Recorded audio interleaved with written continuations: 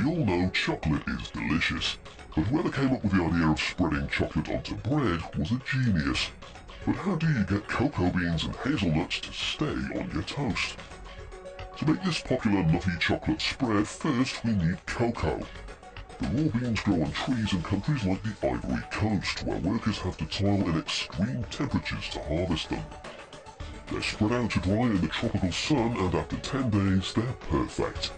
They're then bagged up and transported round the world to places like this chocolate spread factory here in Europe.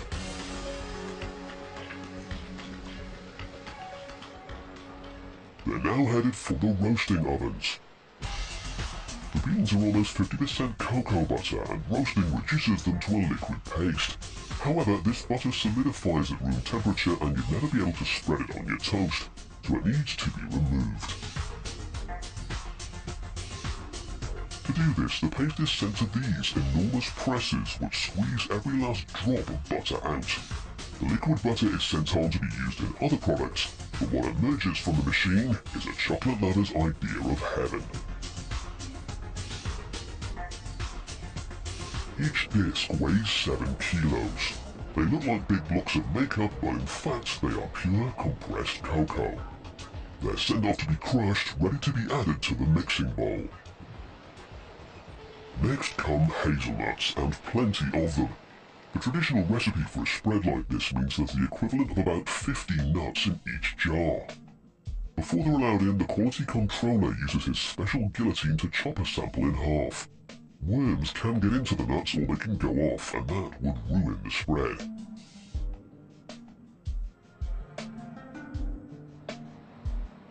When he's satisfied that he's got good nuts, they're sent to be processed. They need to be cleaned and roasted before they can join the chocolate, so they all head for the ovens. It's important that each jar of spread looks and tastes the same, so any poor quality nuts are sorted out and then sent off to be used in other recipes.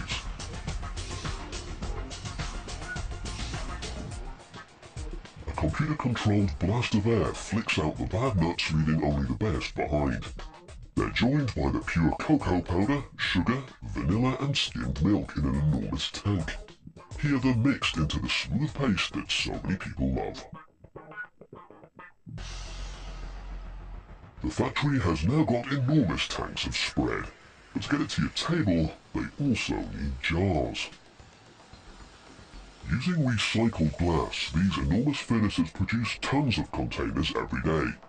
Chocolate spread is so popular that worldwide sales of the brand leader outsell all brands of peanut butter put together.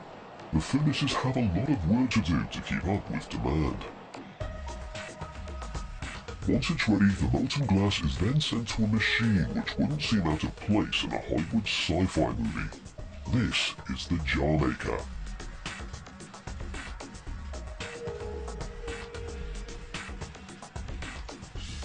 Each blob of molten glass is shot into one of these molds. Here they're pressed into the shape of the jar.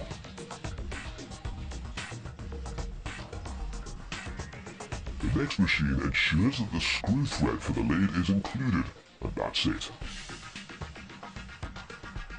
To make sure there are no imperfections, the fresh jars pass under a series of flames. This seals any small holes there might be in the glass. They're then cooled with a quick blast of water and get sent to a room where they'll sit for 2 days at 30 degrees Celsius. If you were to put hot spread into cold glass jars, you'd get condensation and moisture. No one wants that. When the jars are ready, they're passed under these pipes and filled to the brim. All that remains now is to seal them up. Here, lids are being sorted. They only work if they're the right way up, and this ingenious machine only uses ones that are facing the right way round already. The rest have to try again. Within each lid is an airtight seal, but how does that attach to a new jar of spread? As a full jar passes beneath this machine, it pastes a layer of glue onto the rim. When the lids are added, this glue traps the seal and the job is complete. So if you're a confirmed chocolate nut, put down that marmalade and grab yourself a jar of world-famous nutty chocolate spread.